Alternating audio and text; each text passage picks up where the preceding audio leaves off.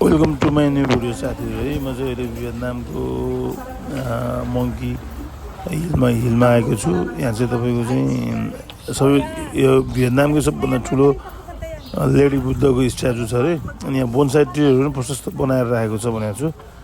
अगाडि हेर्दै जाऊँ, तपाईँहरूलाई म देखाउँदै जान्छु।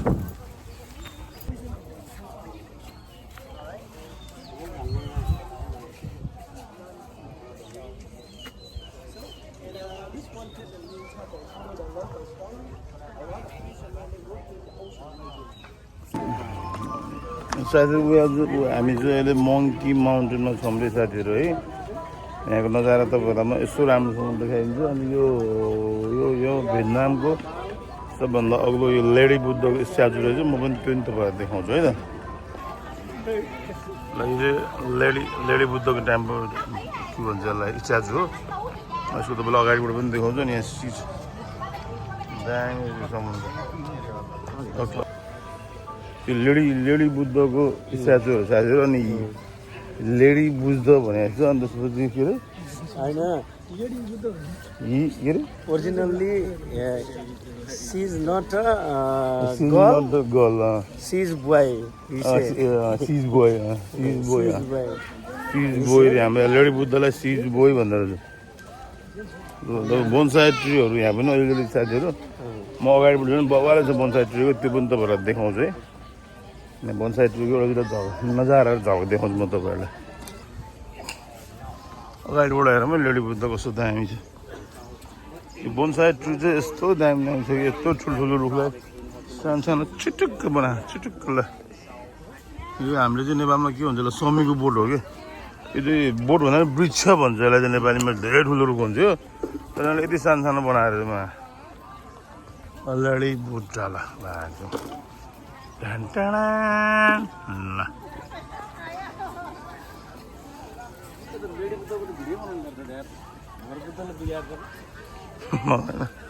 के विशेषता होला नि त्यो पनि यार।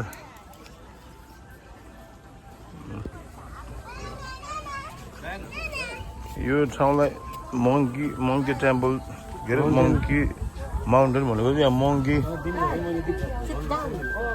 मङ्कीको यहाँ चाहिँ स्ट्याचुहरू धेरै छ अरे साथीहरू। मङ्की यहाँ छ, यो लाफिङ बुद्ध। यहाँ चाहिँ साथीहरू मेन बोनसाईको चाहिँ एकदम ट्रीहरू रहेछ म्याक्सिमम् है। ठुलो रुखहरू होइन यस्तो बोनसाई बनाएर राखेको। अनि यो लाफिङ बुद्धको स्ट्याचु छ तपाईँको चाहिँ 8-10वटा। अनि मेन चाहिँ हाम्रो लेडी बुद्ध यो चाहिँ भियतनामको सबभन्दा अग्लो स्ट्याचुहरू हो। खोइ कति मिटर भन्दै थियो त मैले बिर्सेँ। तर त्यो बोनसाई ट्रीहरू चाहिँ यहाँ चाहिँ बबालै बनाएर यसो ठुलो वृक्ष तर टाढा सानो रुख हो, सानो बनायो। ल यो हेर्नुहोस् खतरनाक। दिल है मेरा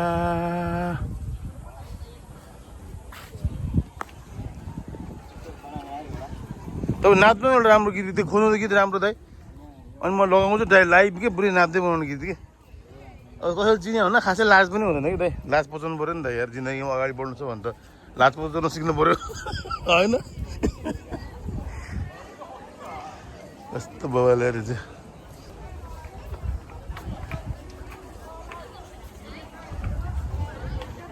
भयो दिन म बनाइदिन्छु। कुन गीत रोज्नु भयो, गीत खोज्नु भयो ल। रवि सिंह ठकुरी जुन पनि हुन्छ देखा तुमको जब से भनेर तपाईँ नाच्नु। तपाईँ राम्रो नाच्ने मान्छे नि त यार। यो गीतमा किन समुद्र फेरि गरम लाग्ने के भयो बाहिर भने स्ट्याचु किन आउनु पऱ्यो दादा। त्यसलाई म ट्याक्टर मिलाउँछु नि त। ल स्ट्याचु म सक्दो निकाल्ने कोसिस गर्छु। ल सक्यो स्ट्याचु त पुऱ्याउनु म यस्तो हल्का तालले आउँछु। ल नाच्नु नि त ल।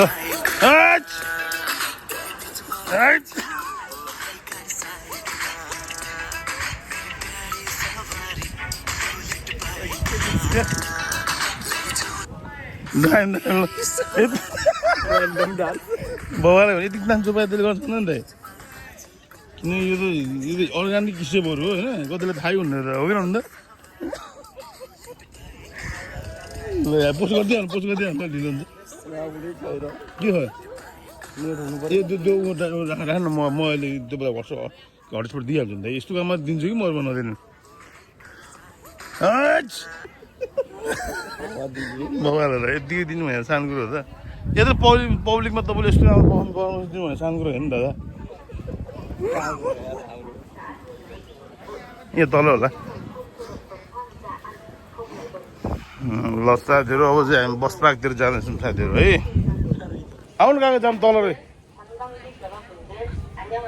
साथीहरू अब हामी चाहिँ बस पार्क जान्छौँ ट्र्याक लाएर बस पार्क गएछौँ थुत्रो गाडी चढेर अन्त लान्छ कति चाहिँ नाम चाहिँ मङ्की माउन्टेन मङ्की चाहिँ एउटा पनि यो मङ्की माउन्टेन किन राख्यो भने त हामी जस्तो मङ्कीहरू घुम्न आउनु भयो साथीहरू कोही देखेन अरू मङ्की हामीले यहाँ है स्ट्याचु देखेँ त्यसले स्ट्याचु छ भने त हामीले स्ट्याचु पनि देखेन यहाँ मङ्की कुन हुन्छ हजुर हामी दुईजना मात्रै मङ्की अनि हामी अझै खतरा कुरा भन्छु तपाईँहरूलाई म सुन्नु है ए म चाहिँ मङ्की चाहिँ के भयो भने अब हामी चाहिँ यो मङ्की टेम्पल भन्छ साला मङ्की होला मङ्कीले टोक्छ भनेर हामी कटु लगाउने मान्छे पाँट लाउनुपर्छ यार खुट्टा टोक्यो भने त टेन्सन हुन्छ भनेर हामी पुरै पाँट लाएर आएको साला त्यही माथि मोजा पनि त्यसो लाएर आएको हामी साला हेर्दा एउटा मङ्की छैन जहाँ हेऱ्यो एकदम मात्रै एक्लो जस्तो फिल हुने कि जहाँ हेऱ्यो आफू मात्रै मङ्की जस्तो फिल हुने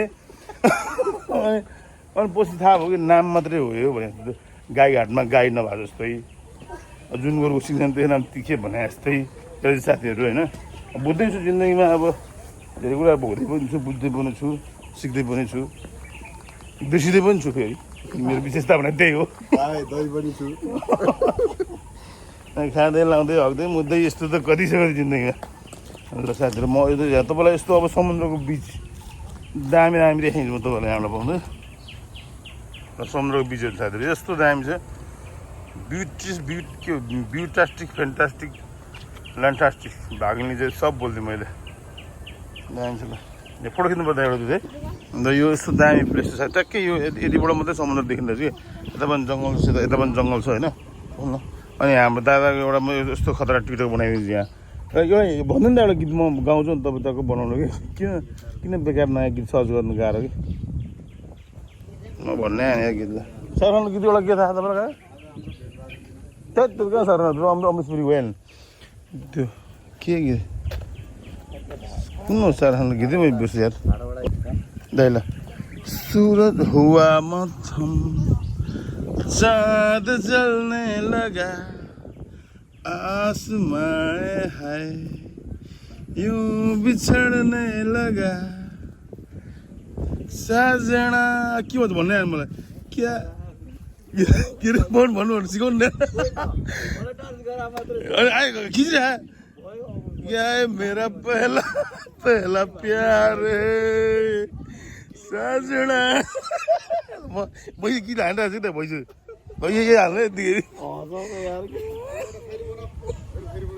गीतै अर्को राम्रो शाहरुख गीतै हालेको एउटा गीत त्यहाँ शाहरुख गीत हुनु ट्राई गर्नु भइहाल्छ नि नेट छैन कि भर्खर म यहाँ एउटा के खै एउटा गीत गर्छ ए के अरे केराको पातले भुइँ छुन्छ लौ लौ मैया लौ हुन्छ केराको पातले भुइँ छुन्छ लौ लौ मैया लौ हुन्छ के अरे पछि त्यही पुगिहाल्यो हालिहाल्नु ल म यहाँ त दिन्छु मैले पो हाल्छु त अब त्यति हाल्नु न त्यति हाल्नु त्यो अरू गीत नहाल्यो ल मैले ल साथीहरू अब हामी माथि जान्छौँ त बस पार्कमा है एकछिन ल साथीहरू वी आर गेटिङ लेट हामीले लेट गरेको भएर मुझे भ्याक्दा जस्तो अनुहार भएको म भन्दा पनि डर लाग्दो गाडी चाहिँ लो दृश्य यसलाई चाहिँ गएर पकाउनुपर्छ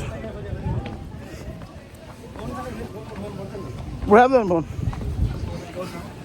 यहाँबाट पनि दामी सिना साथीहरू यो भिडियो मैले यहीँ अन्त्य गर्छु साथीहरू अर्को भिडियो बाई सब्सक्राइब गर्नु साथीहरू